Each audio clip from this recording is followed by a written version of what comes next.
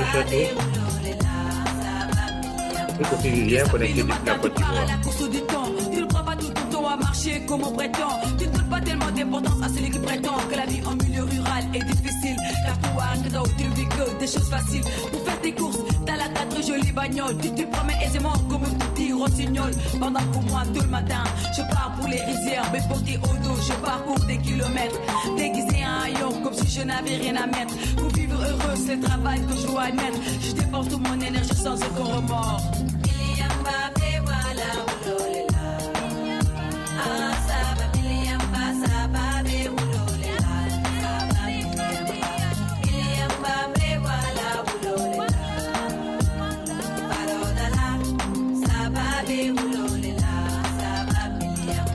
Avec le soleil ardent au beau milieu de la journée. Bonjour à tous et bienvenue. Désolée de couper cette belle musique, mais c'est juste pour vous souhaiter la bienvenue et de vous demander une fois de plus de mettre votre nom et votre pays dans le chat. Il y en a qui ont déjà commencé à le faire. Donc, en attendant que les autres nous rejoignent, nous allons encore écouter un peu de cette belle musique et nous allons commencer dans quelques instants. Merci et bienvenue encore.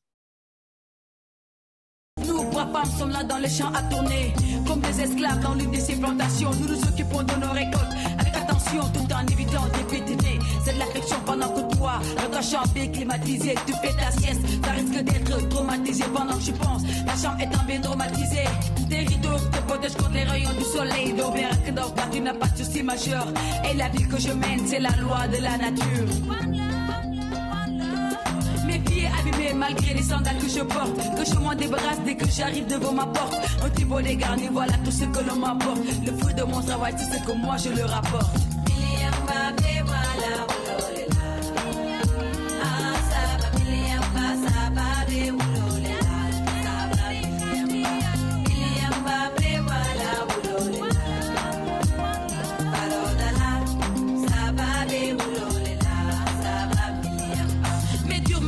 Pas le contact du pelon. Mon corps épuisé de ma tête jusqu'à mes talons pour certains accoutrements. Ça se met jamais les pantalons au crépuscule. Je profite des dernières lueurs pour préparer dans ma cuisine avec ma sueur.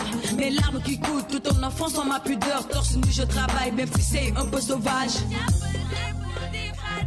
Travailler dur pour nourrir mes enfants, c'est mon ouvrage, je dois le faire. Avant même que là on ne me ravage pour me reposer, je me retire dans ma case, mon matelas à même le sol, troué par les punaises et plus qui s'acharnent sur mon corps et m'empêchent quasiment de dormir.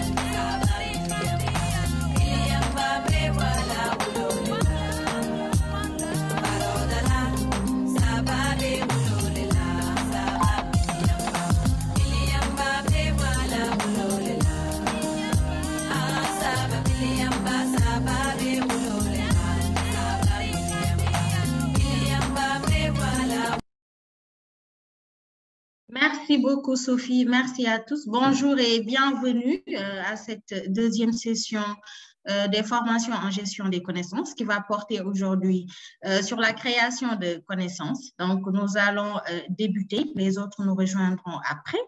Et en attendant, continuez pour ceux qui viennent de nous rejoindre, de mettre votre nom et votre pays dans le chat. Slide.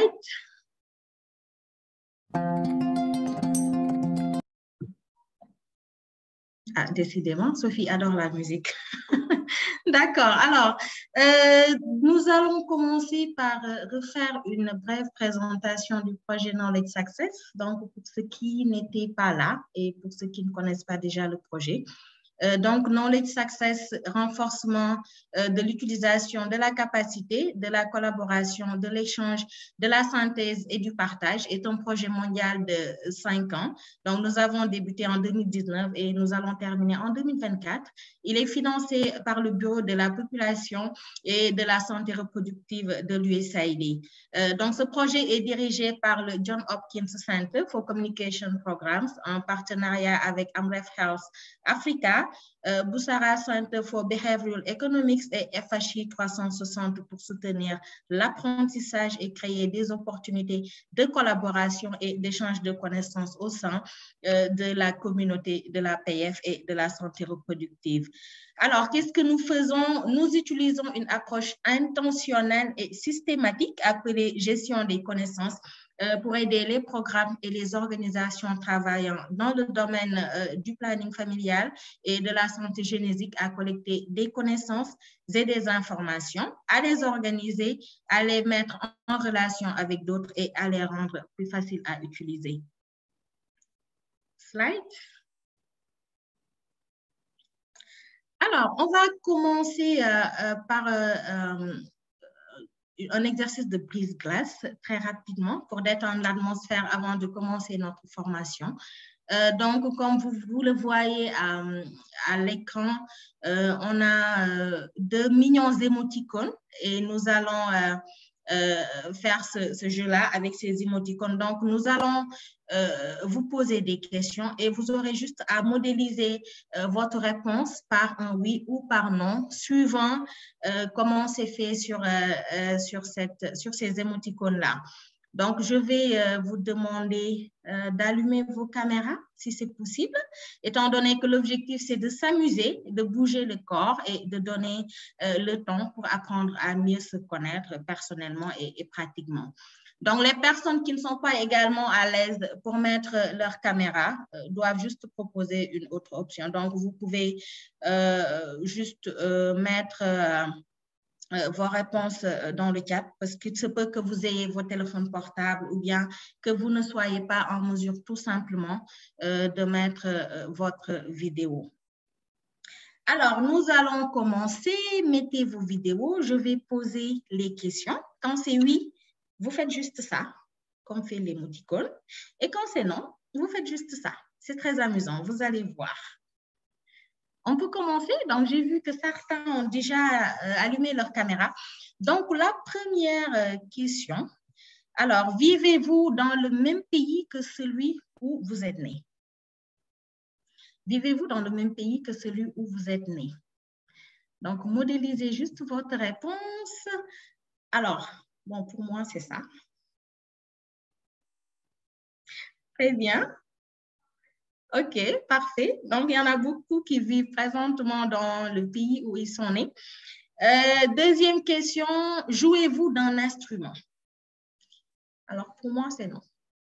Je parle d'un instrument de musique. Ah, Binta, c'est non.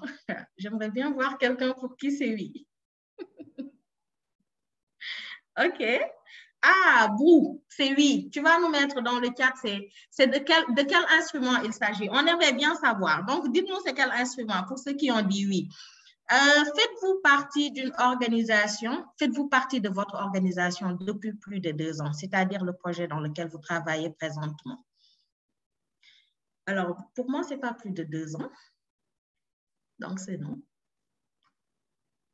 OK. Avez-vous un animal domestique à la maison? Bon, j'en ai presque un qu'on m'a imposé. Un chat que mes enfants m'ont imposé. Êtes-vous une personne matinale?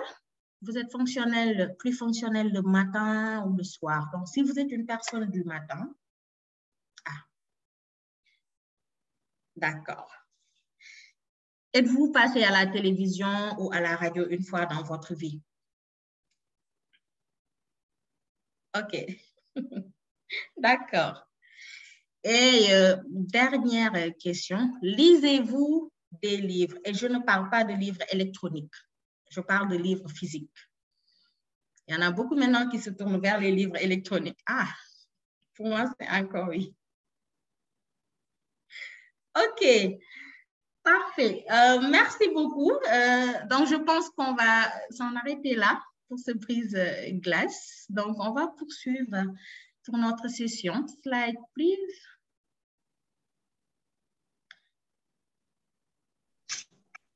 Voilà, merci.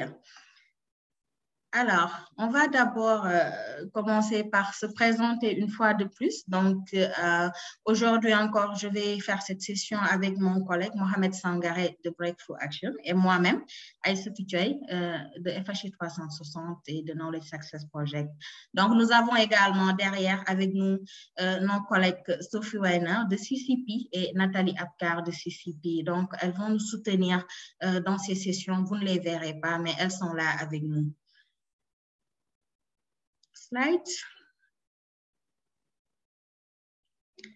D'accord, on va présenter maintenant l'ordre du jour, l'agenda. Donc aujourd'hui, comme on a dit, on va évoquer la création. S'il vous plaît, Sophie, partagez-nous le document dans le bon mail, quoi. C'est très important. Merci. D'accord. Alors, OK, donc je pense on peut peut-être mettre certaines suggestions dans le chat. Sophie et Nathalie en tiendront compte. Il n'y a pas de problème pour ça. Donc, pour l'ordre du jour, je disais qu'on va parler aujourd'hui de la documentation des connaissances. Pourquoi est-ce important? On va également aborder les techniques de documentation et on va carrément parler de la création de contenu. Slide. Alors, pour revenir, faire un peu le tour de ce qu'on a fait la dernière fois, faire un petit rappel, nous allons faire un Menti. On va faire un sondage rapide pour nous rappeler ce dont nous avons parlé lors de la première session, c'est-à-dire l'introduction qu'on a faite à la gestion des connaissances. Donc, vous pourriez répondre à ce sondage sur votre ordinateur ou votre téléphone portable, suivant ce qui est disponible chez vous. Donc, vous avez devant vous le code Menti. Allez sur menti.com. et utilisez le code 4779 14 61 et vous répondrez aux questions. Donc, vous avez, voilà, c'est bien affiché par Sophie devant vous. Merci. Répondez juste aux questions et on reviendra sur différents aspects. Top, c'est parti. Menti.com et utilisez le code 4779 14 61.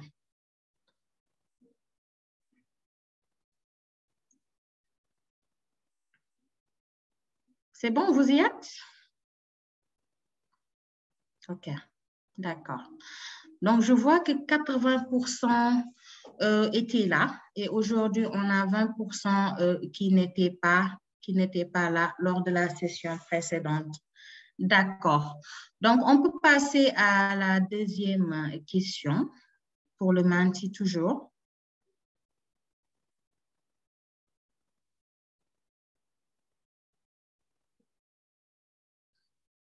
Que vous avez votre gladness, OK.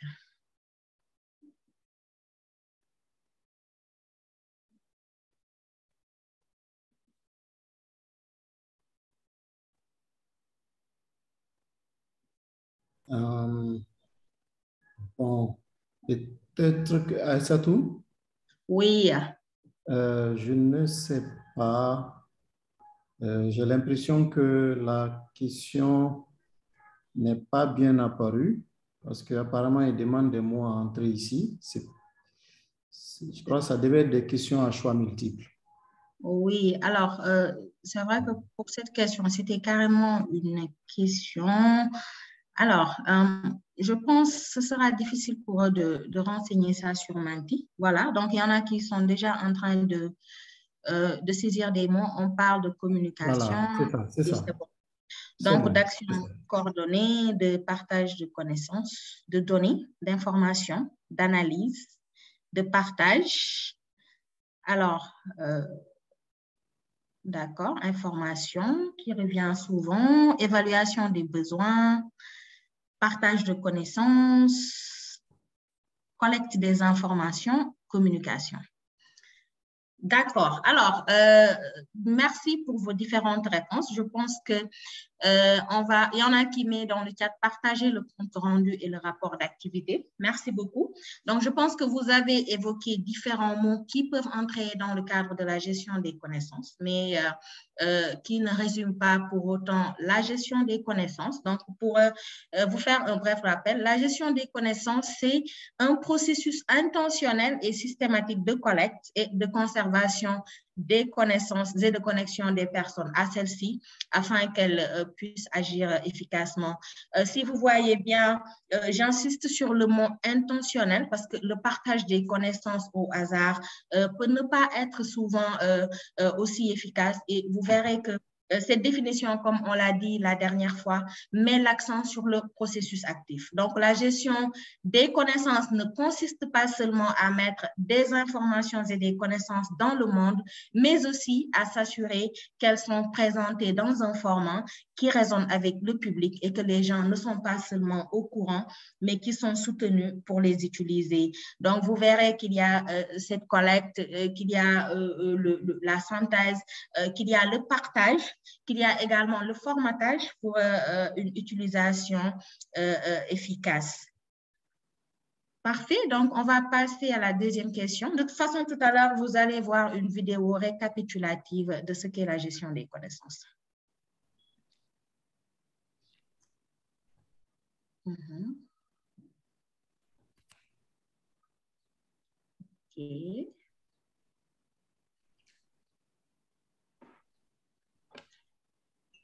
Donc, les types de connaissances sont les connaissances tacites et les connaissances individuelles. Alors, vrai, nous sommes encore à 1%. Pour faux, on est à 3%. Allez-y. Oui.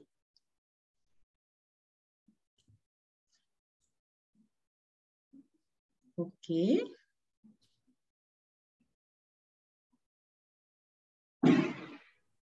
Ah. D'accord. Alors, je vois que même si on a plus de personnes qui ont mis que c'est faux, il y en a beaucoup qui ont également mis que c'est vrai, que les types de connaissances sont les connaissances tacites et les connaissances individuelles. Alors, les connaissances tacites et les connaissances individuelles, c'est des connaissances, mais les types de connaissances ne sont pas seulement les connaissances tacites et les connaissances individuelles. Pour ceux qui étaient là la dernière fois, si vous vous rappelez bien, on a dit que la connaissance peut prendre deux formes. Nous avons la connaissance tacite et explicite. Et les connaissances tacites sont des informations qui se trouvent dans la tête des gens. Donc, c'est leurs expériences, leur savoir-faire. Alors qu'en revanche, les connaissances explicites se présentent sous un format qui peut être stocké et partagé avec d'autres, par exemple dans les bases de données, des publications ou bien les rapports, comme vous en avez parlé tout à l'heure. Donc, c'est vraiment en pratique ces connaissances dont nous tous aujourd'hui, nous disposons dans le cadre de notre travail qui peuvent être palpables, utilisables, alors que la connaissance tacite est encore dans la tête de l'individu. Il faut qu'elle soit partagée, qu'on puisse arriver à tirer cette connaissance-là, qu'elle soit documentée, qu'elle puisse être partagée avec d'autres pour qu'elle devienne une connaissance explicite. Donc, c'est vraiment la connaissance partageable qui est sur un format qui est explicite. D'accord. D'accord. Donc, j'ai vu malheureusement qu'il y a beaucoup de oui. Je poursuis.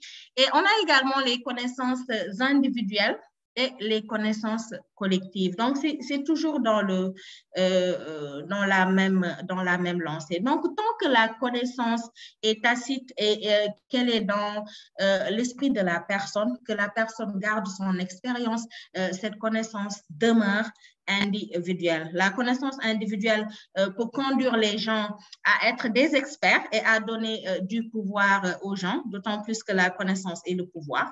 Mais si les connaissances sont conservées au niveau individuel et ne sont pas partagées, elles peuvent conduire également à des problèmes de contrôle et n'aident pas les gens à acquérir les connaissances tacites. Donc, c'est ce que je vous disais tout à l'heure.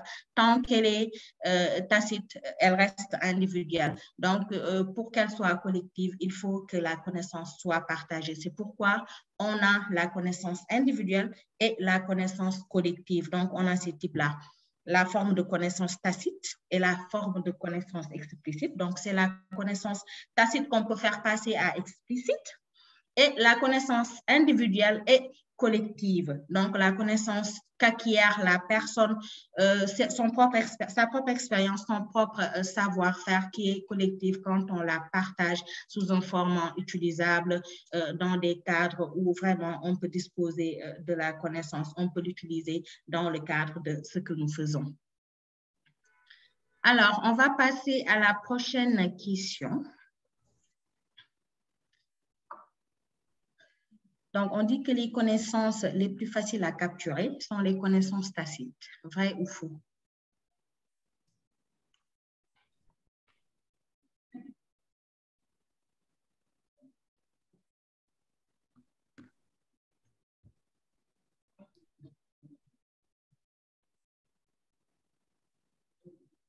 OK. Vrai? Faux? D'accord. Alors, je suis d'accord avec ceux qui disent que c'est faux. Les connaissances explicites soient plus visibles, soient plus facilement visibles et donc plus facilement partageables. Donc, comme on l'a dit tout à l'heure, la connaissance est tacite tant qu'elle reste individuelle, tant qu'elle reste dans le savoir-faire de l'individu, tant qu'elle reste l'expérience de l'individu. Donc, la connaissance tacite n'est pas plus facile à capturer, mais c'est plutôt les connaissances explicites qui sont plus facilement visibles et donc plus facile à capturer, à partager. Mais sachons-le, disons-le, la plupart des connaissances sont tacites, d'où l'importance de partager les connaissances. Et aujourd'hui, l'un des principaux défis de la gestion des connaissances consiste à traduire les connaissances tacites en connaissances explicites afin de pouvoir les saisir et les partager largement. Donc, la gestion des connaissances peut aider à ceci, donc à faire ce travail-là de traduire les connaissances tacites en connaissances explicites en aidant à les saisir, à les organiser et à les partager. Merci.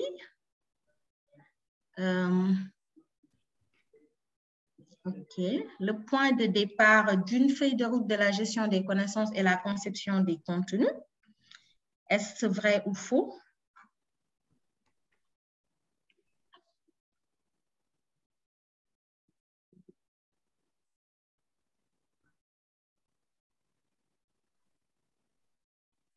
Alors, la plupart disent vrai.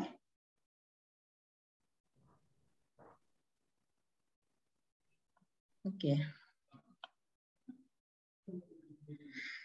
D'accord. Alors, j'ai vu que la plupart disent vrai. Bon, je pense que pour ceux qui étaient là la dernière fois, on avait passé en revue les différentes étapes de la feuille de route de la gestion des connaissances. Et le départ d'une feuille de route de gestion des connaissances n'est pas la conception de contenu. Le point de départ, c'est l'évaluation des besoins. Donc, dans la feuille de route de la gestion des connaissances, il est important d'évaluer d'abord les besoins parce qu'il faut carrément savoir quels sont nos besoins en connaissance pour savoir où est-ce que nous allons, qu'est-ce qu'il faut utiliser, qui impliquer, qu'est-ce qu'on a besoin de capter, qu'est-ce qu'on a besoin de partager. Donc, c'est vraiment une étape primordiale à prendre en compte et qui n'est pas forcément coûteuse. Parfois, c'est une évaluation des besoins qu'on peut juste dérouler dans des cadres habituels qui nous sont très accessibles, par exemple, lors de réunions avec les staffs en interne ou bien lors de réunions externes. Donc, l'évaluation des besoins est la porte d'entrée de la feuille de route de la gestion des connaissances. Ensuite, nous avons la conception d'une stratégie, la création et l'itération, la mobilisation et le suivi, et enfin l'évaluation et l'évolution. Donc, en résumé, la feuille de route de la gestion des connaissances, c'est vraiment un processus systématique également qui comporte ces 5 étapes dont je viens d'évoquer tout de suite pour générer, collecter, analyser, synthétiser et partager les connaissances. Donc, si vous voyez bien, ce sont des étapes qui peuvent vous être assez familières, d'autant plus que dans nos différents projets de façon globale, on passe par ces différentes étapes sur tout ce que nous faisons. Mais c'est juste que ici, ça doit être vraiment spécifique à la gestion des connaissances. On ne doit pas fondre la gestion des connaissances dans ce qui se fait de façon globale. C'est dans le projet, mais il faut vraiment cette feuille de route-là pour avoir une vision claire de ce que nous voulons faire, d'où nous voulons aller et de ce qu'on doit utiliser. On va poursuivre avec la dernière question du Menti. On dit que l'aide des pairs ou peer assist est une technique de gestion des connaissances semblable à l'examen après action. Est-ce vrai ou faux?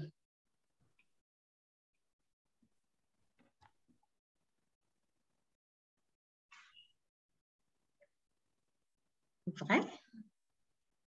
Beaucoup mettent vrai. Il y en a qui ont mis faux également. D'accord. Je vois beaucoup de faux dans le chat. Beaucoup également mettent vrai. OK. Alors, voilà, il va se présenter. OK. Alors, je vois que beaucoup ont mis faux, d'autres ont mis vrai. Donc, Oui, je vais... Alors, il y a quelqu'un pour qui le micro est allumé. Voilà, donc je vais poursuivre. Alors, l'aide des pairs n'est pas semblable à l'évaluation après action. Donc, c'est vraiment deux techniques de gestion des connaissances différentes. D'autant plus que l'examen après action, c'est un examen structuré ou un débriefing permettant de réfléchir à un événement ou à une activité qui vient d'être réalisée afin d'analyser ce qui s'est passé, ce qui a bien fonctionné et ce qui peut être modifié pour mieux fonctionner lors de futurs événements ou activités. Donc, je pense que c'est vraiment une activité que nous connaissons très bien. Elle est assez commune, donc nous la pratiquons souvent. Contrairement à l'aide des pairs qui peut sembler peut-être nouvelle pour certains. Donc, l'assistance par les pairs ou aide des pairs, ou qu'on appelle également peer assist chez les anglophones, se concentre sur le partage concret de connaissances plus expérimentales ou tacites. Donc, on a parlé tout à l'heure de connaissances tacites, donc c'est les connaissances individuelles, la connaissance dont dispose l'individu qui est encore dans sa tête, qui est relative à son expérience, à son savoir-faire personnel. Donc, c'est vraiment le partage concret de ce savoir-faire-là qui est souvent difficile à exprimer. Et l'assistance par les pairs est structurée et nécessite une planification préalable pour décider de l'orientation des connaissances à transférer entre les groupes participants. Donc, quand on fait une aide des pairs, on n'y va pas au hasard. On veille à bien identifier quels sont les problèmes qu'on veut régler, à identifier quelles sont les personnes qui pourraient nous aider à régler ces problèmes-là, à répondre aux questions que nous nous posons. Cependant, elle permet également le brainstorming et la créativité en temps réel. Donc, en résumé, il s'agit donc d'un bon mélange de différentes approches de la réflexion qui peut apporter des solutions importantes aux équipes qui n'ont jamais mis en œuvre un projet ou qui sont aux prises avec un problème dans le cadre d'un projet donné. Donc, vous voyez que c'est deux activités, deux techniques de gestion des connaissances différentes. La dernière fois, on a donné beaucoup d'exemples de techniques brièvement, mais on s'était arrêté sur l'exemple de l'aide des pairs. Et rassurez-vous, vous disposerez des différentes ressources de tout ce qu'on a utilisé à la fin de la formation de KM Training, des différentes sessions. Alors, merci beaucoup. Merci d'avoir répondu à ces questions sur Menti. Maintenant, on va rapidement voir la vidéo récapitulative de la gestion des connaissances avant de passer aux différentes étapes pour cette formation. Donc, Sophie, merci.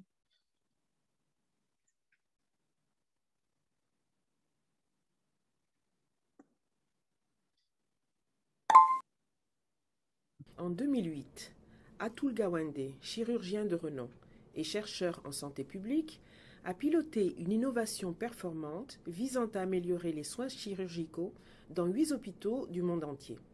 Au bout de 3 mois seulement après la mise en œuvre, l'effet de cette innovation sur les résultats sanitaires de ces 8 hôpitaux était surprenant. Les résultats ont montré que l'utilisation de cet outil de pointe avait permis de diminuer le taux d'infection de moitié. Il avait réduit le taux de complications majeures de 36% et le taux de mortalité avait chuté de 47%. Quelle était donc cette innovation révolutionnaire? Une liste de vérification.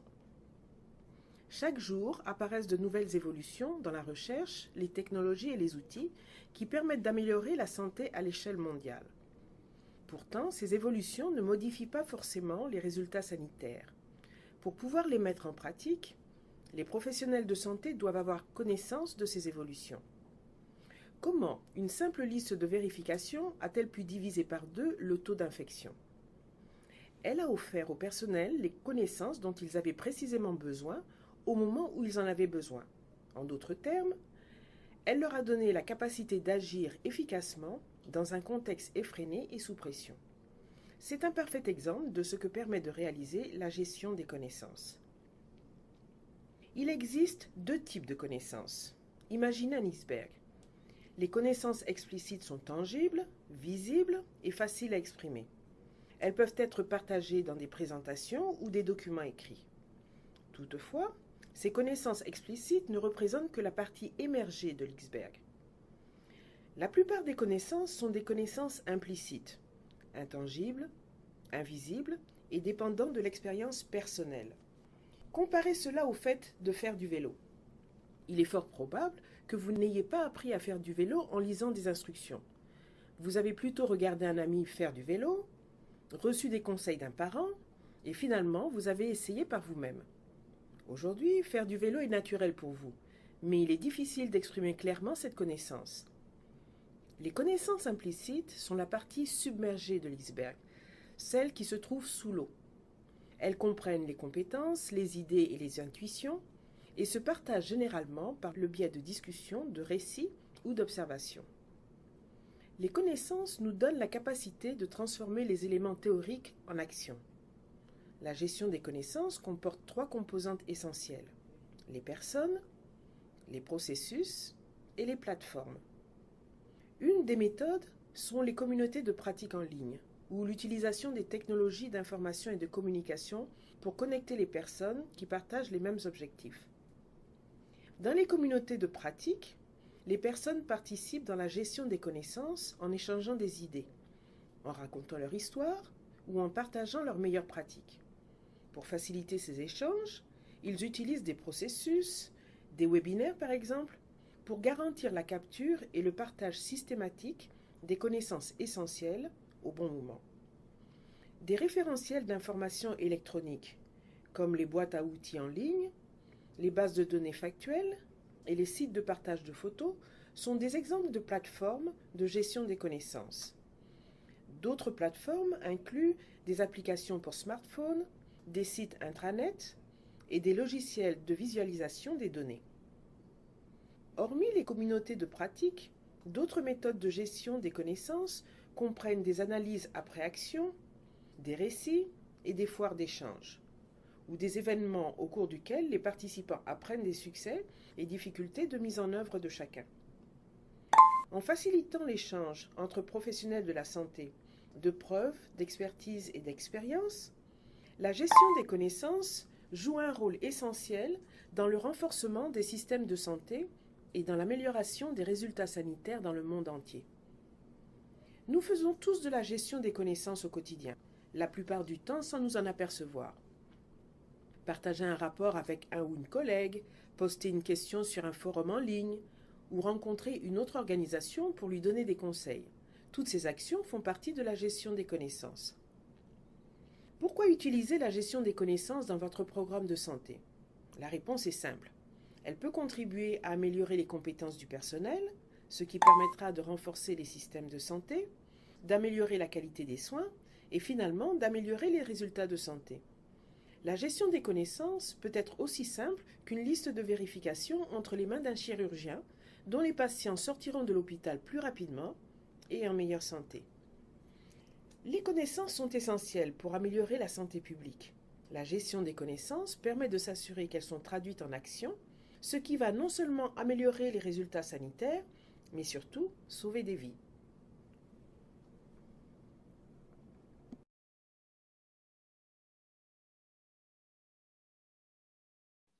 Merci beaucoup Sophie.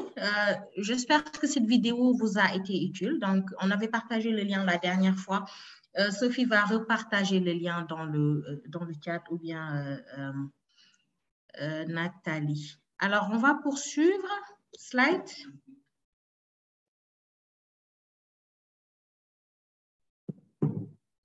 OK, slide please. Donc, on va maintenant parler de la documentation des connaissances.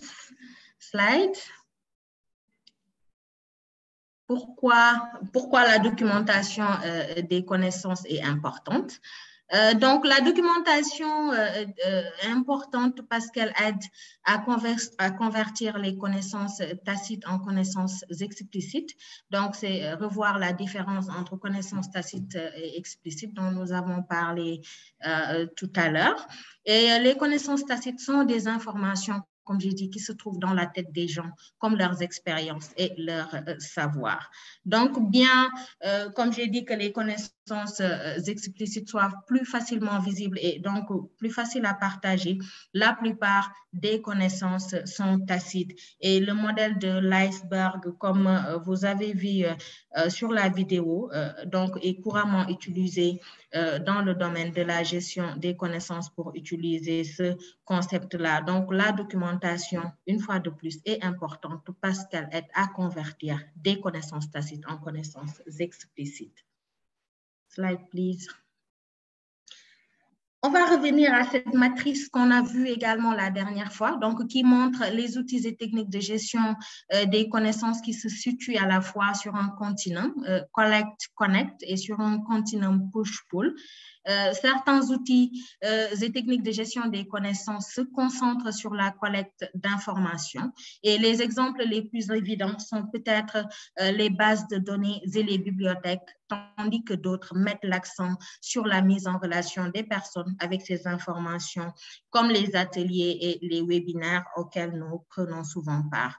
Et de même, on peut considérer que certains outils et techniques de gestion des connaissances fournissent des informations aux gens, comme les communiqués de presse et les publications, tandis que d'autres fournissent des outils aux gens pour qu'ils puissent trouver l'information eux-mêmes. Par exemple, les outils de recherche sur les sites web. Et ces deux continents créent une matrice dans laquelle les outils et techniques de gestion des connaissances peuvent être considérés en fonction des approches générales qu'ils utilisent dans le cycle de gestion des connaissances pour générer, saisir et partager les connaissances. Donc, les approches interrogatives qui peuvent être utiles pour susciter des connaissances tacites, les approches de communication qui sont utiles pour transmettre les connaissances à des groupes de personnes définis, les approches de publication qui sont des outils efficaces pour partager des connaissances explicites avec de grands groupes de personnes, les approches de recherche qui permettent aux gens de trouver les informations dont ils ont besoin au moment où ils en ont besoin. Donc, veillez juste à garder à l'esprit les besoins de votre programme lorsque vous déterminez le type d'outil ou de technique de gestion des connaissances qui vous convient le mieux. Donc, nous examinerons des exemples plus spécifiques dans les sessions à venir. Slide.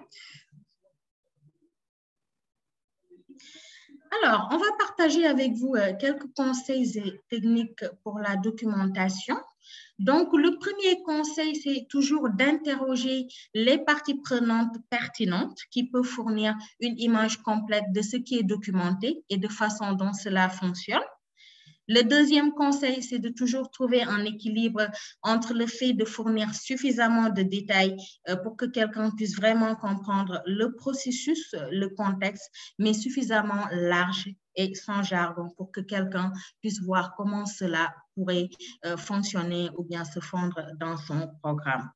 Et le dernier conseil, c'est de tenir compte de votre public. Ça, c'est vraiment un aspect très important. Tenez compte de votre public, de la quantité d'informations dont il a besoin et du format dans lequel elles seront présentées. Slide. Slide, please. Donc, on va parler de la création de contenu, de l'élaboration d'une stratégie de contenu.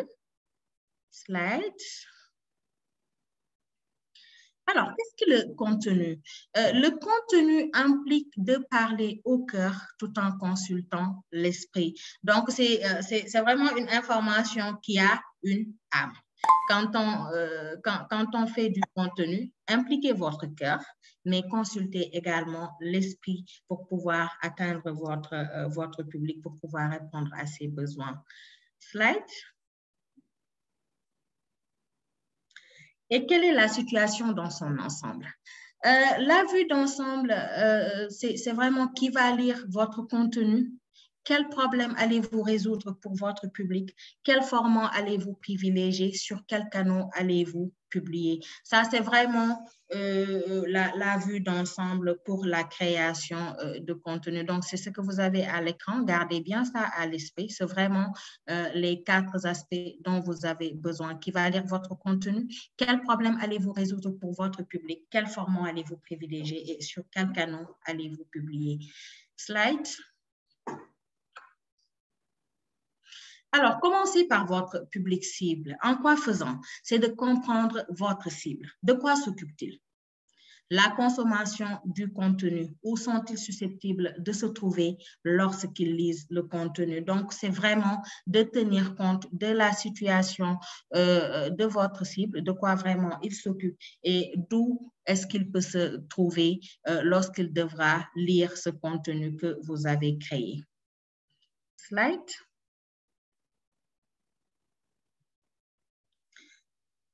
Comment trouver ce qui intéresse ma cible? C'est une question intéressante. Donc, c'est juste en vérifiant l'engagement de vos messages sur les médias sociaux, vos courriels et votre site web. C'est de regarder le contenu que les autres créent pour ce public cible et surtout, demandez-leur. Demandez à votre cible quel contenu les intéresserait. Donc, ça, c'est vraiment des aspects importants. Et puis, engagez-les directement dans ce contenu-là que vous allez produire. Slide.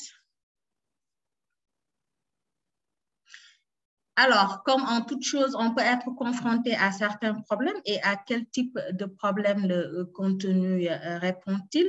Donc, les problèmes qui sont normalement abordés par le contenu sont les suivants. Le premier, c'est la sensibilisation. Deuxième, c'est la mise en relation avec l'information. Et troisième, c'est l'action. Quand on parle de sensibilisation, c'est qu'ils ne vous connaissent pas et ne connaissent pas pour autant votre cause. L'autre point, c'est qu'ils veulent en savoir plus sur un sujet. Et l'autre aspect, c'est de signer cet engagement et de changer cette politique. Donc, c'est vraiment leur donner une action à entreprendre. Slide.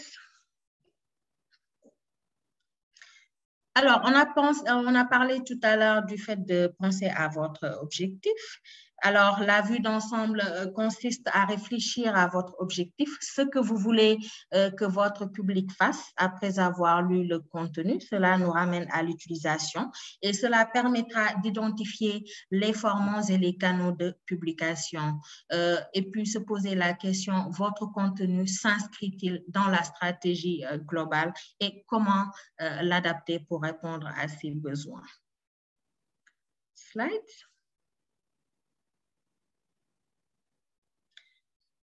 Alors, en résumé, l'élaboration d'une stratégie de contenu nécessite d'énoncer l'objectif, de définir l'audience, de décider des canaux à utiliser, de faire un brainstorming d'idées, de déterminer les types de contenus à créer, de publier et de gérer le contenu. Donc, c'est tout un ensemble pour élaborer une bonne stratégie de contenu. Slide. Merci beaucoup. Donc, je vais passer la parole à Mohamed qui va vous parler de l'adaptation du contenu à votre public cible. Donc, il va vous donner plus de détails par rapport à ce qu'on a évoqué tout à l'heure brièvement. Merci et Mohamed, à toi. OK, merci Aïssatou et merci encore une fois aux uns et aux autres pour votre participation à cette session. Sur la question adapter le contenu à votre public cible, nous allons en fait le passer en revue principalement en 4 étapes. Et on va essayer dans la mesure du possible de prendre un exemple un tout petit peu vers la fin afin d'identifier chaque portion de ces différentes étapes dans cet exemple-là. Slide. Alors, adapter votre connaissance, ça se passe en fait en 4 points. Les 4 points, pour question de mémorisation, vous pouvez le résumer en cible, besoin, objectif, contenu. Donc, c'est en fait 4 points en 4 questions. Pour qui, pour quel besoin, pour quel objectif et pour quel contenu. Donc, le CBOC vous permettra de mémoriser facilement ces différentes étapes. Slide. Alors, la première étape, c'est vraiment de bien connaître votre cible. Donc, définir votre cible, c'est l'étape la plus importante de ce processus parce que tout le reste vient de là. Si vous ratez cette identification, en tout cas être suffisamment précis dans le choix de la cible, cela voudrait dire que le produit final ne serait pas véritablement utilisé comme vous le souhaitez. Il s'agit donc de déterminer le public pour lequel vous allez créer ce contenu, quel format il faut utiliser, quels sont les canaux les plus appropriés pour ce public-là. Le public peut être prédéterminé, mais le fait de le connaître avant tout vous permettra de faire en sorte que le contenu résonne davantage auprès donc, de la cible. Il y a juste des petites questions que vous pouvez vous poser. Que veut-il apprendre? De quoi a-t-il besoin?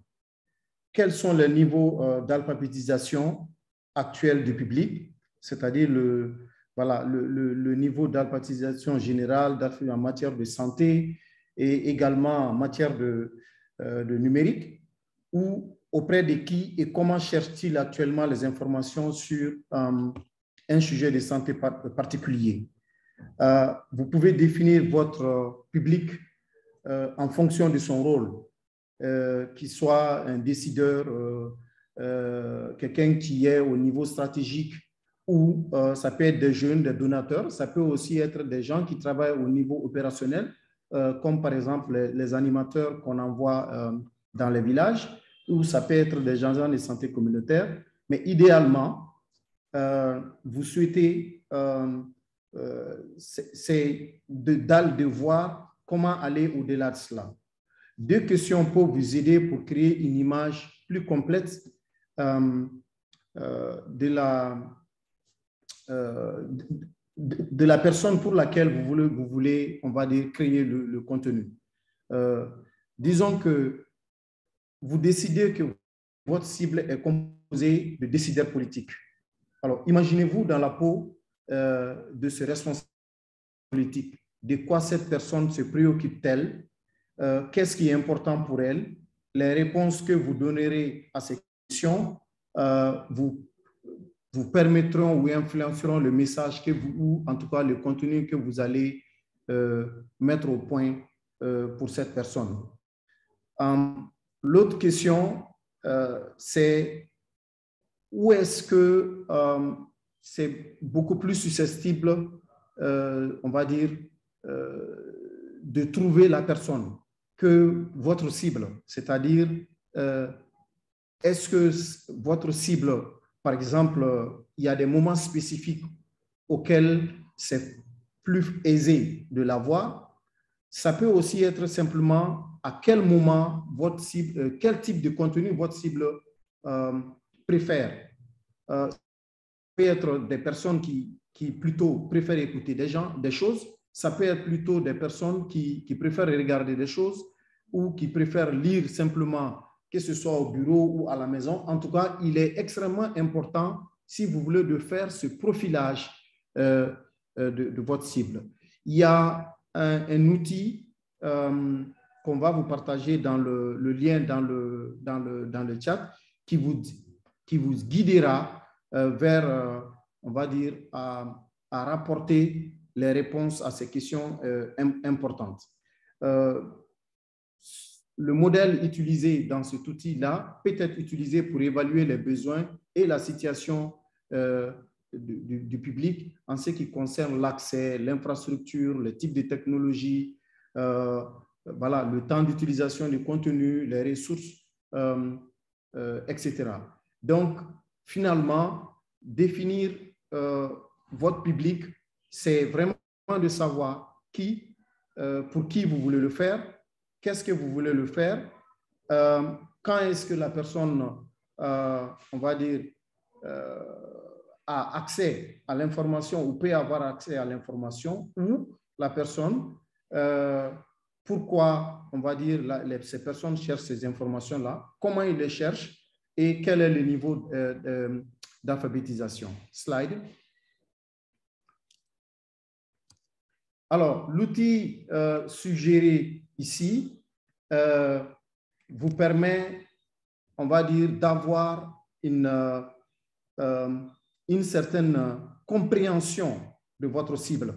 Ça vous permet de définir le niveau d'accès, l'infrastructure, les types de technologies, le temps d'accès et les ressources qui peuvent être disponibles pour que votre public puisse avoir accès à votre contenu. Vous pouvez, avec ce genre d'outils, compléter avec de courtes interviews de la cible, si cela est nécessaire, parce que cela vous permettra de mieux conforter votre compréhension de la cible et être le plus proche de votre cible. Slide.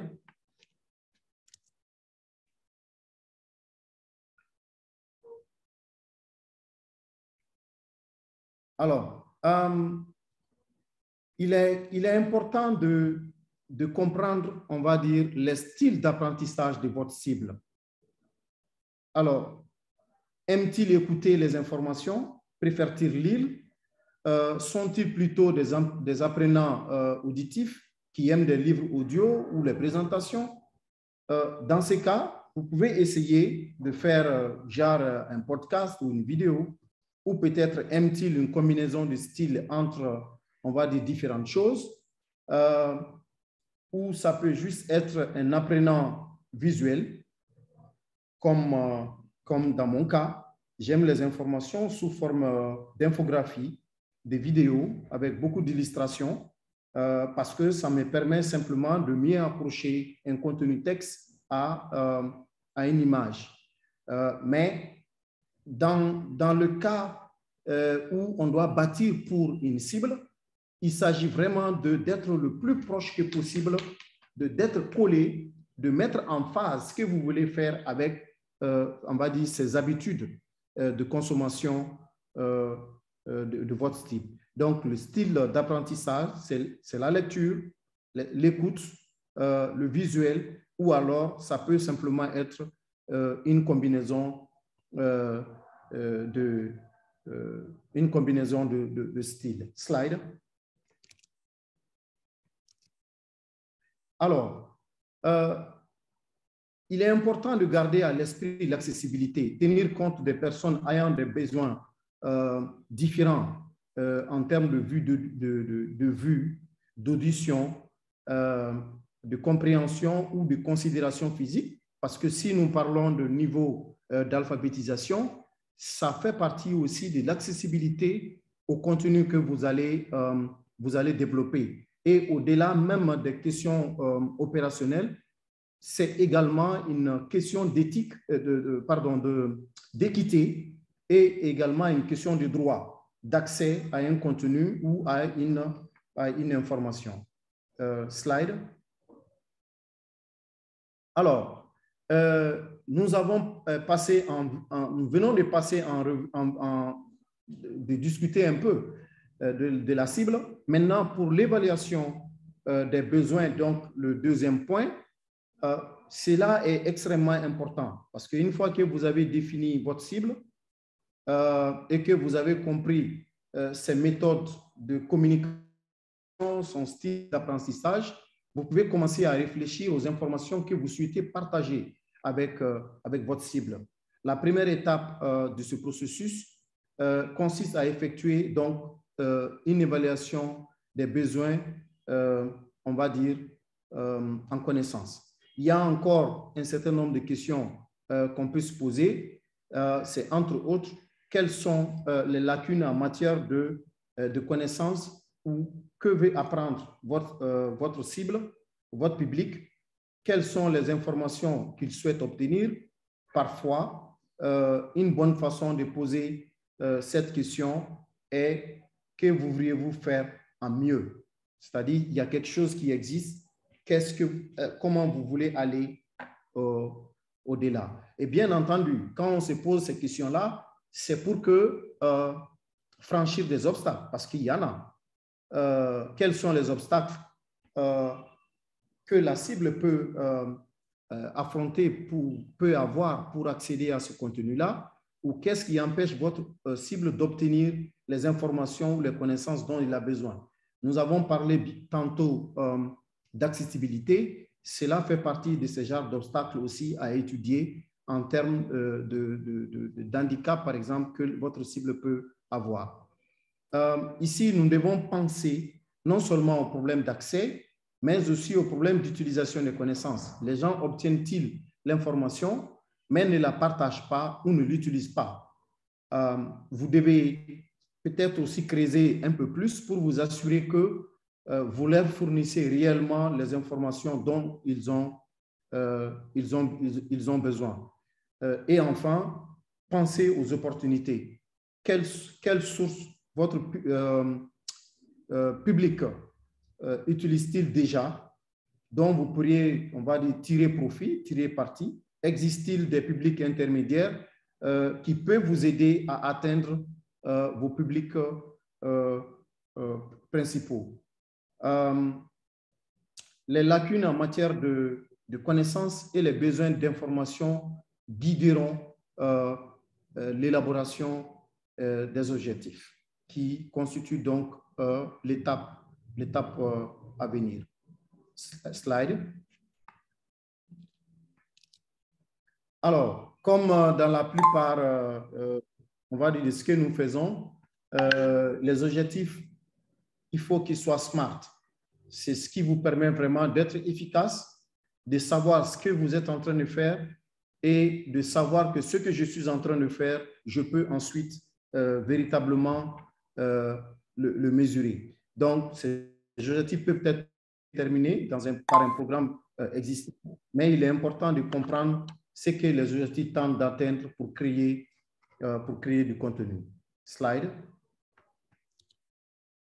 Alors, voici par exemple un outil que vous pouvez utiliser pour vous permettre, on va dire, de faire un design de votre contenu de façon smart. Le lien vers également cet outil va vous être partagé pour vous permettre on va dire, de tester cela. Slide. Bon, bien entendu, quand on fait l'analyse de la cible, on fait une évaluation de besoins, on fixe, on va dire, les objectifs. Il est maintenant important de s'adresser au contenu. Et pour cela, il est important d'analyser et d'évaluer le contenu existant. Parce qu'en fait, pour la plupart du temps, l'expression de besoin va dans le sens à dire qu'il y a quelque chose que maintenant nous devons améliorer.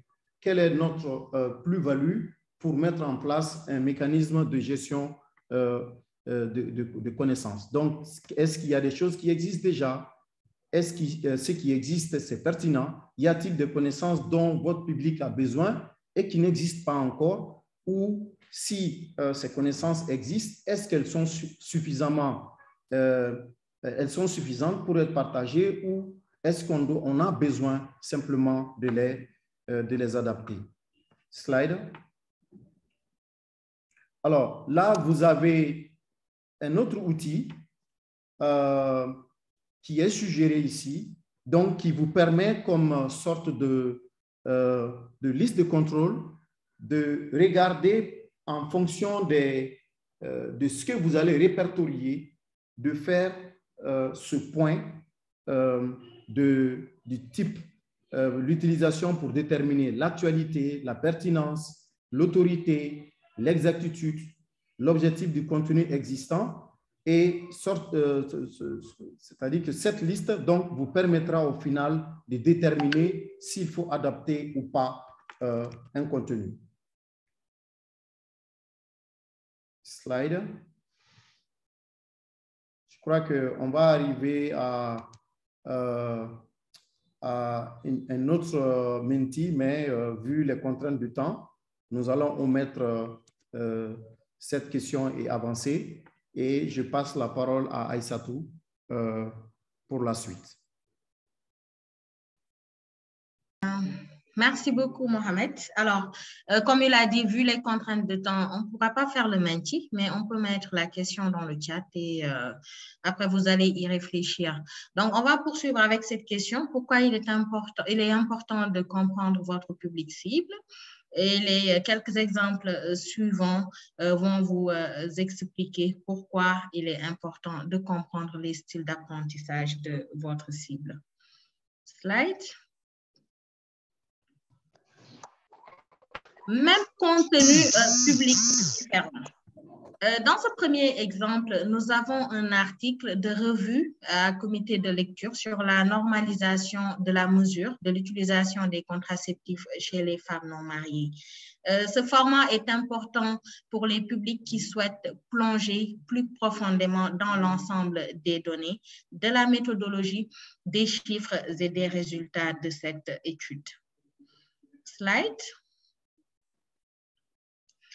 Alors, pour l'exemple, le deuxième exemple, donc les exemples suivants reprennent le même article que dans l'exemple 1 que vous avez vu tout à l'heure, mais dans des formats différents pour les publics visés.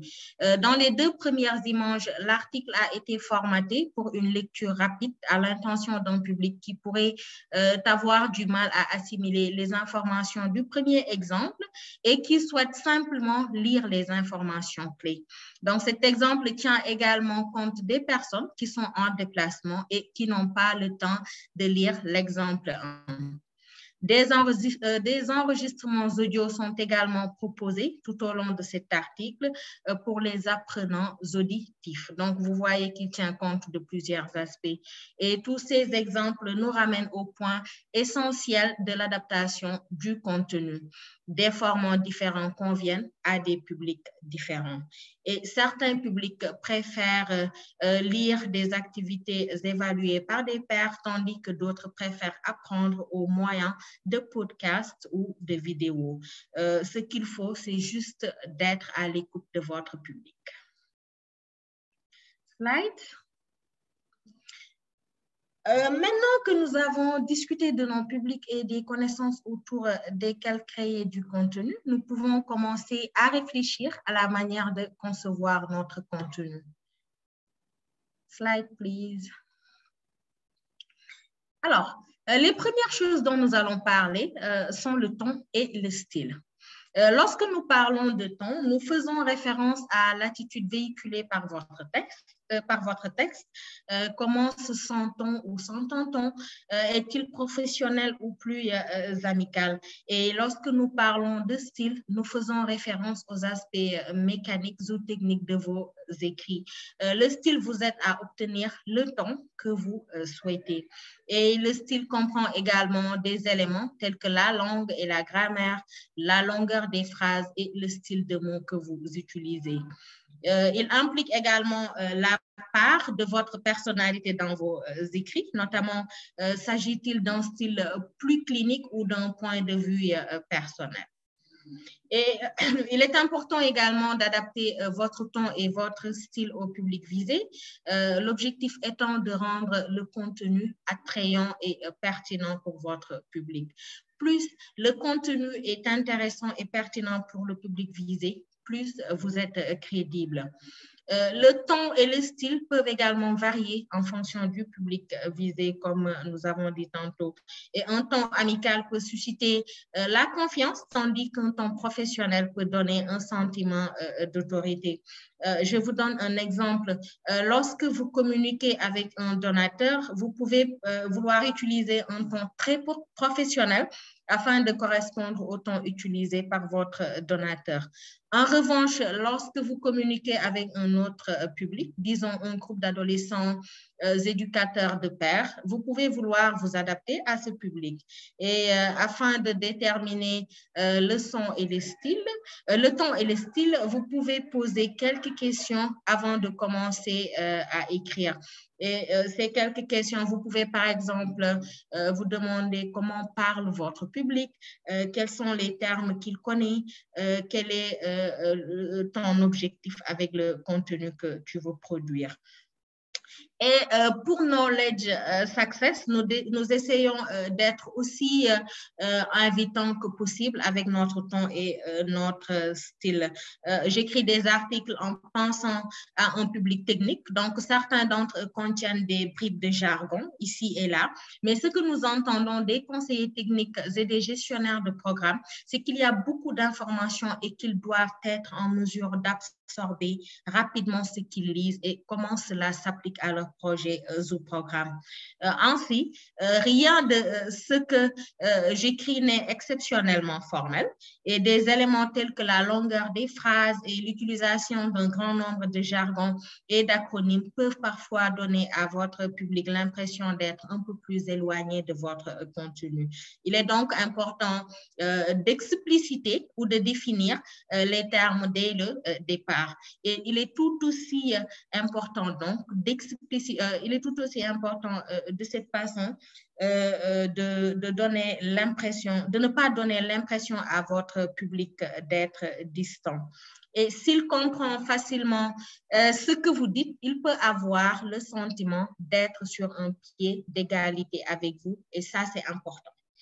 Et de plus, nous constatons que notre public est plus réceptif au contenu qui a un ton personnel. Ça, c'est vraiment très bien reçu par le public. Nous sommes tous des êtres humains et nous avons tous un point de vue. Et parfois, le fait de le reconnaître dans nos articles rend notre contenu plus accessible à notre public parce qu'il sent qu'il peut s'identifier à l'auteur. Et nous avons donc tendance à opter pour un ton plus amical et plus invitant. Et si vous n'êtes pas sûr du ton ou du style que vous voulez utiliser, il est souvent utile d'explorer une série de types de contenus différents. Lisez et écoutez beaucoup, qu'il s'agisse d'articles de journaux, d'articles de blogs ou de podcasts. Vous pouvez ensuite imiter le style qui vous semble le plus adapté à votre public en fonction de ce que vous voyez, de ce que vous écoutez. Slide. Alors, je vais vous parler du comportement de la lecture en ligne. Les gens lisent différemment en ligne qu'en format imprimé et ce changement de comportement est important pour créer un contenu aussi accessible et lisible que possible. Les gens sont plus susceptibles de scanner les informations sur une page web que dans une publication imbriquée. J'espère que c'est des exemples qui vous parlent. Et puis, il est important de tenir compte des habitudes de lecture en ligne. Alors, une étude menée par le Nielsen Norman Group a montré que les internautes sont plus enclins à parcourir les pages selon un modèle en F. C'est-à-dire, ils lisent d'abord dans un mouvement horizontal, puis dans un mouvement vertical. Donc, c'est ça le modèle en F. Et ils lisent d'abord dans un mouvement horizontal, généralement dans la partie supérieure de la zone de contenu. Et cet élément initial forme la barre du F. Ensuite, leurs yeux se déplacent un peu vers le bas de la page, puis ils lisent dans un deuxième mouvement horizontal qui couvre généralement une zone plus courte que le mouvement précédent. Et cet élément supplémentaire forme la barre inférieure du F. Donc, je pense que vous pouvez vous faire le dessin dans la tête. Et enfin, il balaye le côté gauche du contenu dans un mouvement vertical. Gardez juste à l'esprit que ces comportements et ces modèles peuvent être utiles lors de la rédaction de contenu pour le web. Et il existe également plusieurs astuces qui peuvent être utilisées pour maximiser les chances que le contenu soit lu, assimilé et utilisé. Slide. Alors, voici quelques conseils pour écrire pour le web. Tout d'abord, nous vous demanderons de tenir compte de la lisibilité. La lisibilité fait référence non seulement au ton et au style, mais aussi à la longueur. Les gens sont habitués à recevoir des informations dans des formats en ligne qui sont incroyablement courts. Cela ne signifie pas que les articles ne peuvent pas être longs, mais que la longueur doit toujours être prise en compte lors de la création du contenu. Condenser les phrases et les sections pour que les articles soient aussi succincts que possible. Quand c'est trop long, vraiment, ça donne la paresse au lecteur. Ça, c'est habituel. Vous pouvez également envisager d'inclure un temps de lisibilité au début de votre contenu. Ce temps peut être calculé par des plateformes de lisibilité en ligne telles que details.com, Readability Analyzer. Sophie pourrait partager ces liens ou Nathalie dans le chat. Et ces plateformes peuvent également calculer d'autres aspects de votre écriture, notamment le nombre de phrases, la longueur des phrases, le pourcentage de mots difficiles. Et WordPress peut également calculer le temps. Donc, Knowledge Success inclut le temps de lisibilité en haut de nos articles de blog. Donc, vous le verrez pour ceux qui ont l'habitude de se rendre sur le site de Knowledge Success. Et cela semble aider à donner à notre public une idée du temps consacré à chacun de nos articles. Le deuxième conseil, c'est de rendre les articles scannables. Cela signifie que la mise en page doit être prise en compte lors de la rédaction. Les articles scannables tiennent compte de la manière dont les gens parcourent le contenu et incluent des sous-titres, des mots-clés et des puces accrocheurs pour attirer l'attention des lecteurs. Aucune de vos sections ne doit être si longue que vous perdiez votre public. Troisième conseil, les liens doivent être significatifs. Pensez au texte auquel vous faites référence dans votre article. Cliquez ici, vous trouvez l'information ici. N'est pas aussi facilement scannable pour les lecteurs et ceux-ci ne savent pas exactement à quoi mène le lien sans avoir lu tout ce qui le précède. Alors, au lieu de cela, ajoutez le lien au texte réel vers lequel vous vous dirigez. Par exemple, manuel de planification familiale ou comme vous le voyez à l'écran, rédaction web pour les débutants. Et enfin, le titre est important. Ça également, c'est vraiment un conseil à retenir. D'après le comportement des lecteurs en ligne et le modèle F mentionné sur la dernière diapositive, le titre est la première chose qui attirera l'attention de votre lecteur. En outre, le titre est ce qui sera inclus dans tout matériel promotionnel envoyé au sujet du contenu. Et parfois, ces documents promotionnels comprennent des extraits de l'article, mais parfois seul le titre est inclus, d'où l'importance du titre. Le titre doit donc être percutant et indiquer au lecteur de quoi il s'agit. Et l'objectif également du titre est d'inciter le lecteur à poursuivre sa lecture.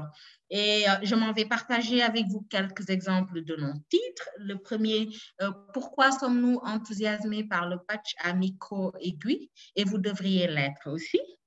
Plaidoyer pour la vasectomie, le moment est venu. Vous avez donc assuré que le titre décrit précisément ce qu'ils liront, mais qu'il attirera également leur attention. Donc, vraiment, le titre doit être motivateur, court et motivateur.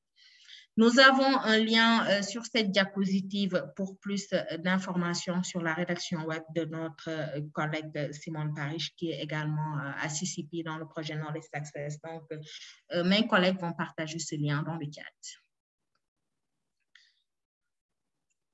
Alors, ensuite, je vais vous parler un peu des types de contenus.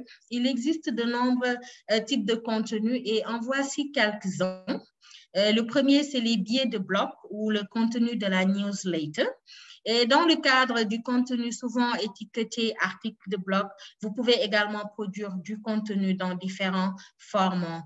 Donc, il y a les articles longs qui sont plus approfondis, des articles courts qui peuvent être lus rapidement, des infographies ou des éléments interactifs. En général, les articles de blog ou les bulletins d'information ont un ton et un style plus causal et peuvent être racontés d'un point de vue personnel avec des anecdotes, des photos et des citations. Il existe également des rapports et des écrits techniques plus formels et cela comprend entre autres les rapports standards que vous connaissez tous, les recherches, les notes techniques ou les conseils et les rapports et les écrits techniques sont généralement plus formels comme je viens de le dire. Et bien que vous puissiez également inclure des photos, des citations et des anecdotes, le ton est plus posé et moins accessible pour un public général. Donc, ces documents sont souvent produits pour des donateurs, des conférences ou des publics plus techniques. Alors, enfin, le type de contenu sera déterminé avant tout par le public visé, on l'a dit tout à l'heure. Cela renvoie à la conversation sur le ton et le style, ainsi qu'à la conversation sur le public évoqué précédemment. Nous voulons rencontrer nos publics là où ils se trouvent. Par exemple, nous ne voulons pas publier une série de notes techniques si notre public est plus enclin à lire les médias sociaux ou les articles de blog.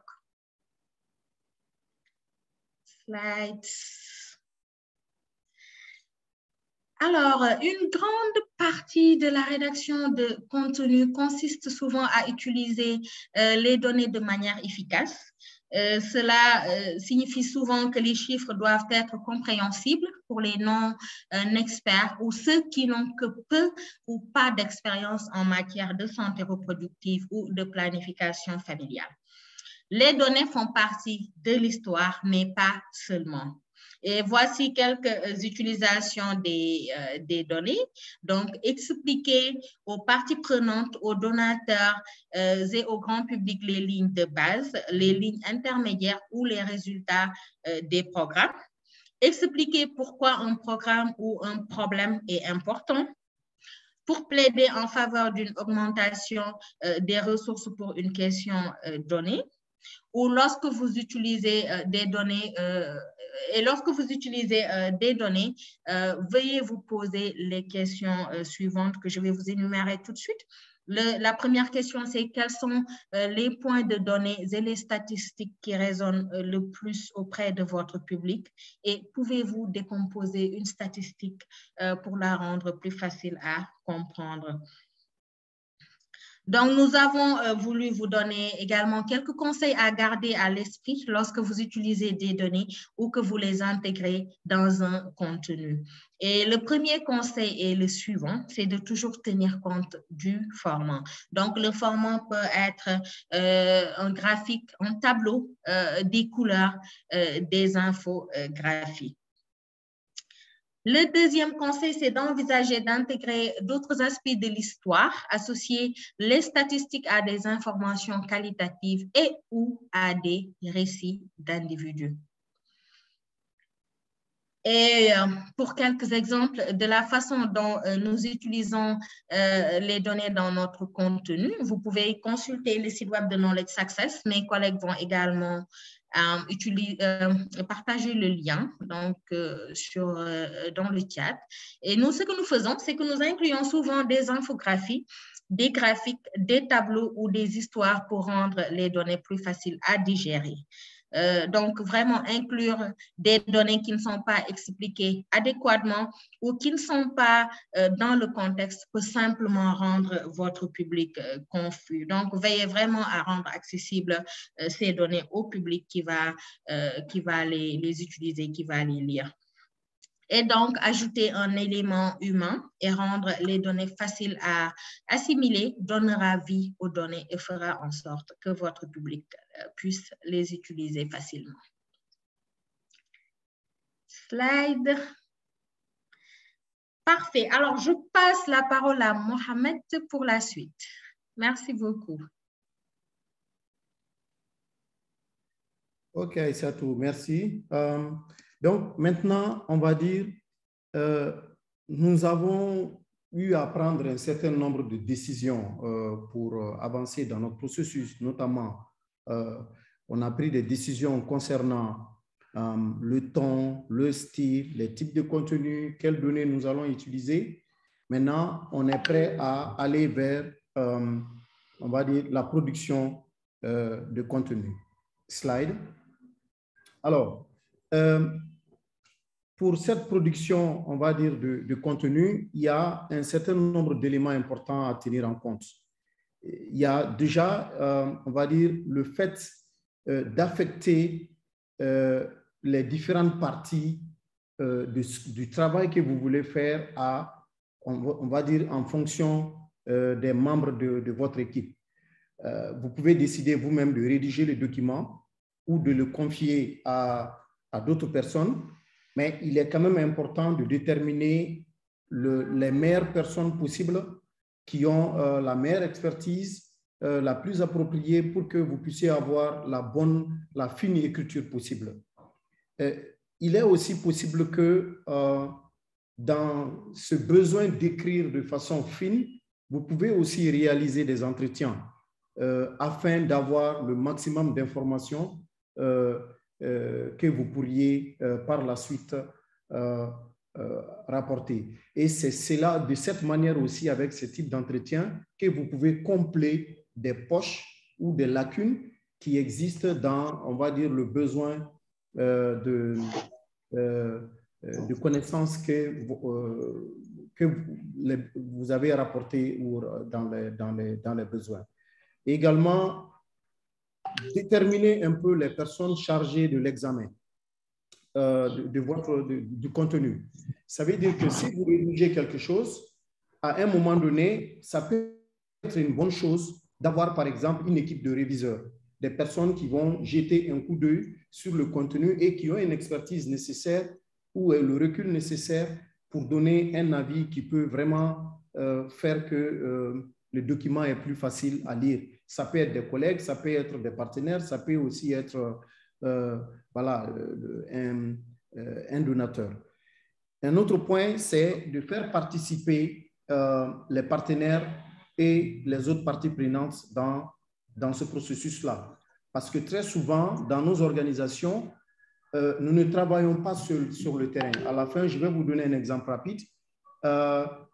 Nous travaillons, il y a d'autres qui travaillent autour de nous. Donc, ça peut être une bonne chose quand on travaille, par exemple, sur un document qui doit être utilisé sur le terrain, de faire en sorte que ceux-ci aussi ont leur mot à dire. Cela aide dans la promotion du contenu, cela aide dans l'appropriation du contenu et cela aussi aide dans la pérennisation du contenu que vous allez mettre au point. Et bien entendu, étant donné que vous aurez à interagir avec, on va dire, beaucoup de parties prenantes, c'est vraiment important d'avoir un bon calendrier afin d'avoir un travail c'est-à-dire bien organisé, avoir des calendriers éditoriaux ou d'autres outils, surtout, comme je viens de le dire, si vous travaillez avec une équipe qui peut être large. Knowledge Success utilisent des Google Sheets, des Airtable pour voilà, garder l'équipe organisée et de pouvoir déterminer également un bon calendrier de publication. Il y a un certain nombre d'outils en ligne qui peuvent être utilisés même gratuitement, que ce soit le Google Calendar. De nos jours, il y en a énormément. Maintenant, l'exemple rapide que je voulais donner pour faire le lien entre ce que nous avons défini, les 4 étapes, et ce que je viens de dire. Dans la majorité de nos organisations, nous avons des guides d'utilisation, par exemple, pour le dialogue communautaire. Nous avons des guides de mise en œuvre, des guides d'animation, de dialogue communautaire, etc. Les animateurs sont formés, ils vont sur le terrain, ils font le travail, mais à un moment donné, dans les rapports qui sont ramenés de part et d'autre, un gestionnaire de programme peut se rendre compte peut-être des déphasages, soit de résultats ou alors de déphasage dans peut-être la méthode d'utiliser ou de pratiquer, de mettre en œuvre ce guide-là. Il peut en ce moment décider de réunir les animateurs, par exemple, pour avoir un retour d'expérience de terrain, et à partir de là-bas, il a comme une cible. La cible sera les animateurs qui sont sur le terrain, comment améliorer le travail qu'ils sont en train de faire sur le terrain. En ce moment, en discutant avec eux, il évalue les besoins de connaissances, les besoins de pratiques qu'ils ont sur le terrain. Puis, il va définir quels sont les objectifs maintenant qu'il va fixer pour améliorer son guide. Et à partir de là-bas, il peut mener des entretiens individuels avec ses animateurs, recueillir, puis il va commencer maintenant à rédiger.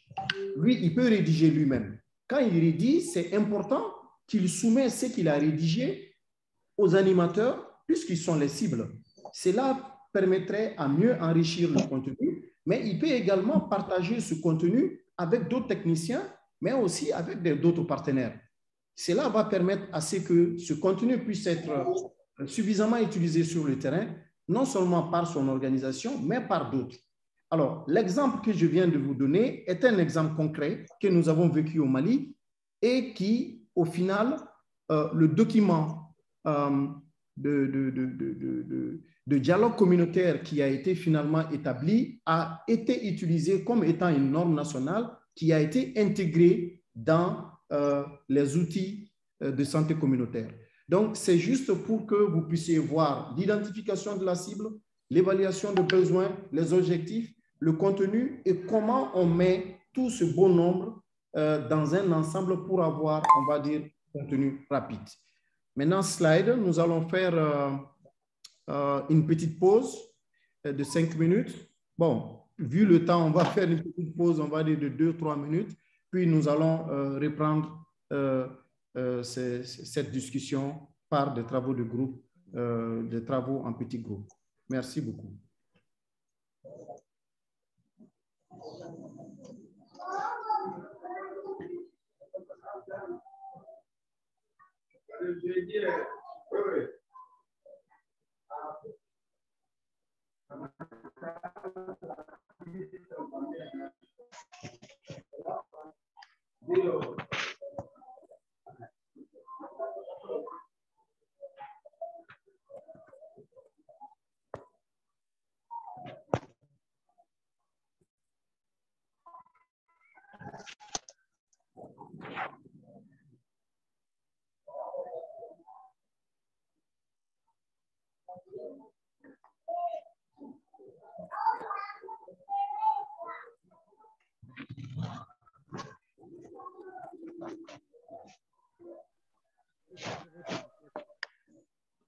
OK.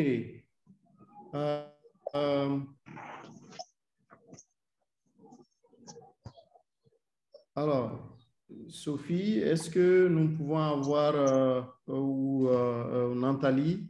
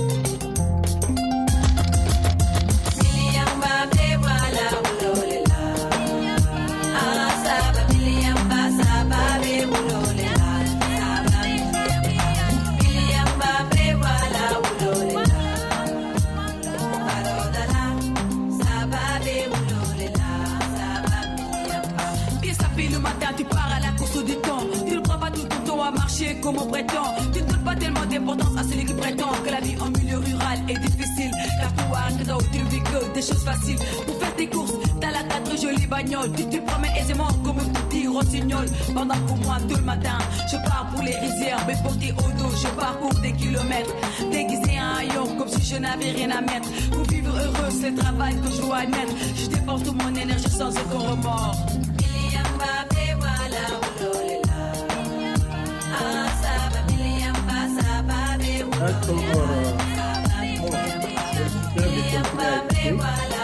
Mais bon, on va continuer. Donc, on peut aller directement aux travaux de groupe. Nous voulons donc faire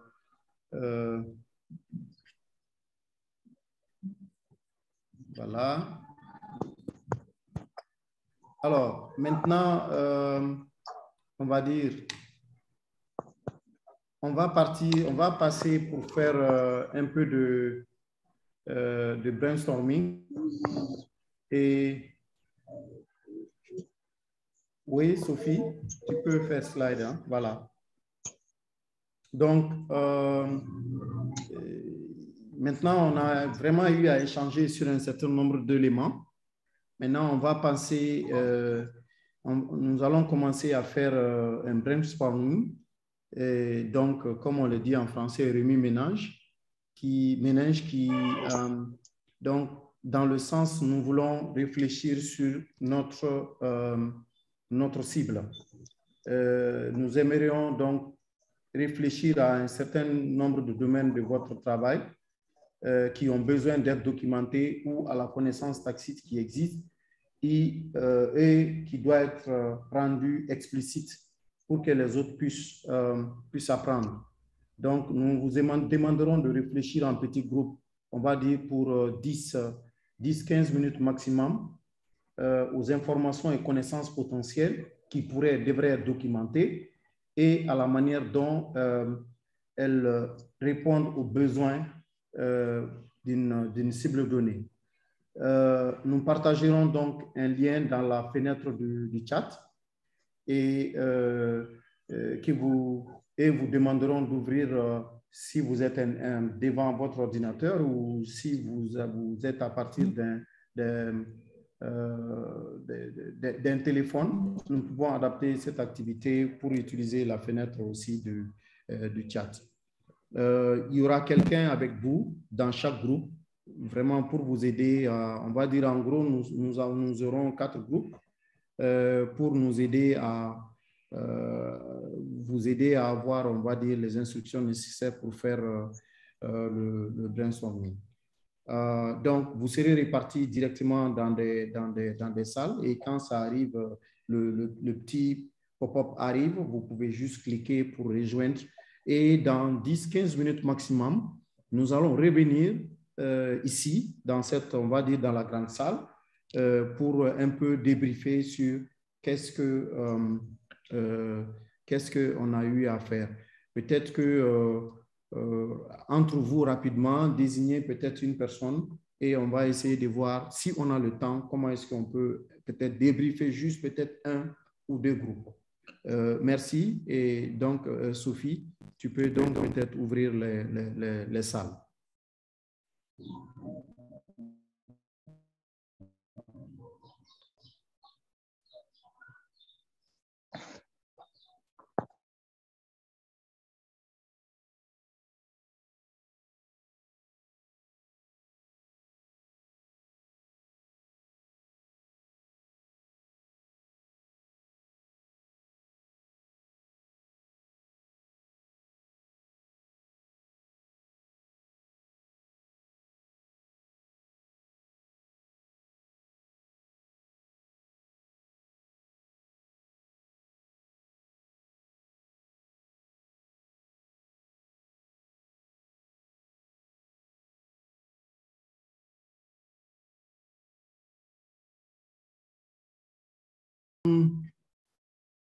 Alors, bon, j'ai l'impression que tout le monde n'est pas revenu dans la grande salle, mais je veux juste donner, Aïssatou, tu penses qu'on peut donner rapidement la parole pour 1 minute à un groupe, juste pour nous présenter le besoin, la cible et éventuellement les objectifs qui se sont fixés pour traiter leurs problèmes. Alors, peut-être on peut donner directement la parole. Je vois que le groupe 2 a saisi quelques idées. Donnez la parole rapidement à quelqu'un du groupe 2. OK. Pour présenter rapidement son idée. Donc, je pense que ça peut se faire. On va juste donner 3 minutes parce qu'il nous reste peu de temps. Exactement. Parfait.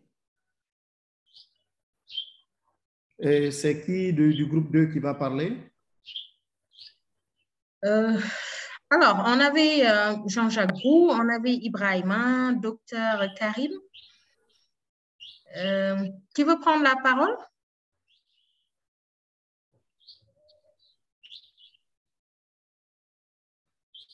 D'accord. Sinon, s'il n'y a pas quelqu'un qui parle, peut-être Aïssatou peut nous faire le résumé. Il y a quelqu'un qui est en train de parler. OK. Ibrahima? Bon, sinon, il y a quelqu'un qui parle? Bon, nous n'avons pas compris bien les numéros des groupes. Moi-même, je ne sais pas dans quel groupe je suis complètement. D'accord. Dans ce cas, je donne la parole à Diop, puisque je vois qu'il est sur une vidéo. Peut-être que Diop peut nous dire en gros qu'est-ce qui a été retenu dans son groupe. Adjouma Diop. Oui, Adjouma Diop. Dans notre groupe, on a discuté sur comment on fait pour maintenir les jeunes filles au niveau. Comment on doit faire pour toucher notre cible, c'est-à-dire les jeunes filles, pour qu'elles puissent n'abandonnent pas la scolarité. J'ai mal vu. Hein. Comment j'ai écrit? Attends. OK. Job, si tu permets, je peux rapidement... voilà. Il y avait la problématique qu'ils ont quelques bonnes expériences pour permettre à ceux qui puissent faire une meilleure sensibilisation dans les clubs de jeunes filles et comment faire en sorte que ces meilleures expériences puissent être dupliquées le maximum possible pour que les jeunes filles ne contractent pas de grossesse non désirée. Et également, elles n'abandonnent pas l'école. Voilà. Donc, la cible était les animateurs qui sont dans ces clubs-là. Et donc, je viens de parler de l'objectif, mais on n'a pas eu le temps de définir, on va dire, quelle stratégie on va adopter pour pouvoir mettre ça en œuvre. En tout cas, merci beaucoup aux uns et aux autres. Je m'excuse beaucoup pour qu'on essaie d'aller un peu plus vite pour la fin de cette session. Je vous promets qu'on trouvera le moyen pour que vos idées puissent être remontées et partagées avec tout le monde. Alors, slide, Sophie, s'il vous plaît. Alors, maintenant, nous allons un peu parler de, on va dire, d'analyser. C'est-à-dire qu'une fois que vous avez le contenu, il est consommé, il est mis en œuvre, les gens regardent, les gens interagissent, il est important à un moment donné que vous essayiez d'évaluer un peu où est-ce que j'en suis. Et cela vous permettra donc de définir ce qui est bien sur ce que vous avez publié, qu'est-ce qui est moyennement apprécié, qu'est-ce qui est très apprécié et comment vous pouvez, comment dire, rédiger ou rediriger ou refaire des choses qui ne sont pas bien consommées, voire enlever des choses ou ajouter de nouvelles choses, ou davantage vous appuyer sur une partie qui peut également marcher. C'est également en faisant des analyses que vous pouvez décider de, par exemple, d'une stratégie de promotion pour permettre à ce que vos contenus puissent être le maximum que possible utilisés ou partagés. Alors, pour la plupart des, on va dire, des outils qui sont utilisés, de nos jours, surtout les outils qui sont en ligne, que ce soit disons, les réseaux sociaux, par exemple. Vous avez pour, que ce soit Twitter, Facebook, YouTube, etc., vous avez des outils intégrés, des outils d'analyse intégrés qui vous permettent de mieux comprendre comment est-ce que votre contenu est en train d'être utilisé, est en train d'être consommé. Si vous prenez le cas de Insight dans Facebook, Analytics dans Google, ou alors pour ce qui est globalement des réseaux sociaux, vous avez de nos jours des outils qui sont fédérateurs de plusieurs réseaux sociaux, que ce soit Outsuite, que ce soit Sprite Social ou Marketing Social, il y a beaucoup d'outils de nos jours qui peuvent vous permettre de pouvoir analyser finement votre production et d'être plus performant à partir de ce que vous allez publier. Et bien entendu, vous allez avoir dans ce cas-là la possibilité d'apprécier, par exemple, à quel moment votre cible est le plus active sur les réseaux sociaux, par exemple, quels sont les éléments, par exemple, en nombre de clics, et vous allez également apprécier l'engagement de votre cible, que l'engagement soit positif ou négatif. Vous aurez la possibilité d'apprécier l'engagement de votre cible et de travailler sur cet engagement-là. Sans oublier que, pour rappel, l'engagement est simplement cette interaction que les gens peuvent avoir avec votre contenu sur les réseaux sociaux. Alors, une bonne partie de ces outils-là peuvent être utilisés gratuitement. En tout cas, en ce qui concerne les Facebook ou en tout cas la majorité des outils, mais bien entendu, il y a des versions payantes pour ces outils-là sur lesquels vous pouvez aussi décider d'aller. Et l'établissement d'un taux de référence pour l'engagement, quand vous êtes une organisation à but non lucratif, c'est là important parce que ça vous permet de savoir d'où est-ce que vous êtes parti, où est-ce que vous voulez aller.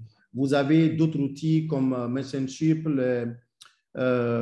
M&R Labs, qui sont également d'excellentes ressources que vous pouvez utiliser. Alors, voilà vraiment rapidement une vue d'ensemble de ce qu'on peut utiliser comme outil pour avoir des données analytiques et de savoir où est-ce que nous en sommes et d'améliorer notre production.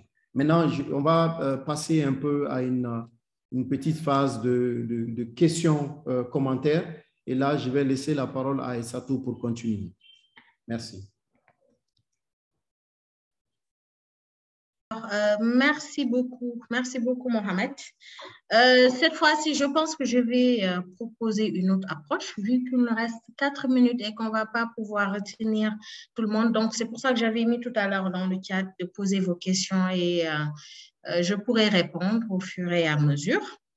N'empêche, vous pouvez toujours mettre vos questions dans le chat. Vous direz sûrement que la dernière fois, il y a des questions auxquelles on n'a pas répondu, mais en vous envoyant les ressources des deux sessions, c'est-à-dire la session précédente et celle-ci, on va en même temps répondre à certaines questions qu'on n'a pas abordées la dernière fois. Elles ne sont pas nombreuses. Donc, pour ne pas... on va directement peut-être passer à la clôture. Slide. Donc, les prochaines étapes, après, on va lancer un sondage auquel vous allez pouvoir répondre pour évaluer un peu cette session. Donc, la prochaine fois, la création du contenu individuellement et laisser l'équipe de Knowledge Success vous soutenir. Donc, il y a des idées qui ont été émises dans les Google Slides. Si vous en avez d'autres, je pense que c'est toujours open. Le lien est toujours open.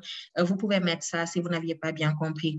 Et les prochaines sessions de gestion des connaissances, la prochaine, on aura va porter sur comment raconter des histoires, l'échange de connaissances et l'application de connaissances. Et nous vous invitons également à visiter le site de knowledgesuccess.org pour en savoir plus sur la gestion des connaissances et le contenu qui vous intéresse. Slide.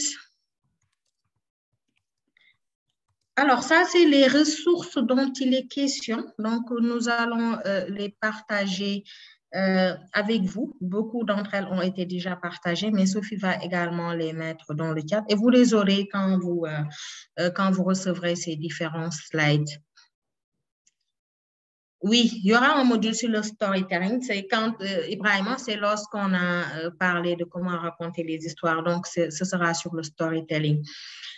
L'autre aspect, c'est sûrement certains d'entre vous ont déjà entendu parler de notre nouvelle plateforme FP Insight. Donc, l'idée de FP Insight est venue de professionnels de la planification familiale santé reproductive comme vous et vous offre un espace pour trouver, sauvegarder et partager des ressources pour votre travail dans le cadre de la planification familiale santé reproductive. Donc, on vous invite à rejoindre cette plateforme et Knowledge Success organise également des sessions de formation sur FP Insight et la prochaine sera en français et elle aura lieu le 25 janvier prochain. Donc, si vous êtes intéressé, vous pouvez juste vous inscrire. On va partager le lien dans le chat si vous êtes intéressé par cette formation. Slide. Merci à tous de votre présence. Comme j'ai dit tout à l'heure, veuillez consulter le site de Knowledge Success pour avoir plus d'informations sur la gestion des connaissances ou contactez-nous directement. Donc, vous avez juste en dessous mes coordonnées. Vous pouvez me contacter par email et puis nous verrons ce qu'on peut faire par rapport à vos requêtes, vos préoccupations. Donc, merci à tous. Restez scotchés. On va partager avec vous les ressources de ces 2 sessions qu'on a déjà faites et on va également répondre à vos questions qui ont été partagées la dernière fois et cette fois-ci. Merci et désolé, comme a dit Mohamed, d'avoir pressé un peu les choses parce qu'on n'avait pas, il ne nous restait pas beaucoup de temps, mais j'espère que cette session vous a été utile et que vous avez pu amasser le maximum d'informations. Merci et à bientôt. Merci. Merci beaucoup, merci. Oui. Merci. L'évaluation. Merci.